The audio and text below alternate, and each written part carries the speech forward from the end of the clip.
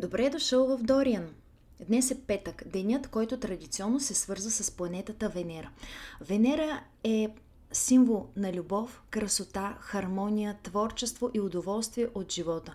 Това е чудесен ден, за да обърнеш повече внимание на взаимоотношенията си с близките, на своя дом, изкуството, музиката и на всичко, което ти носи вътрешен мир. Ако харесваш символиката на дните, можеш да избереш дреха или аксесуар в розово, светло, зелено, бяло или пастелен цвят.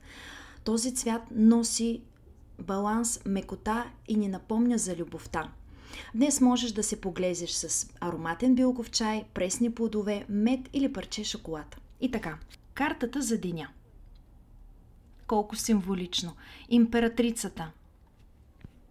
Императрицата се свързва с изобилието, плодородието, създаването, красотата и грижата. В съчетание с енергията на планета Венера, тази карта ни напомня, че всичко, което подхранваме с любов, внимание и търпение, има потенциала да разцъфти.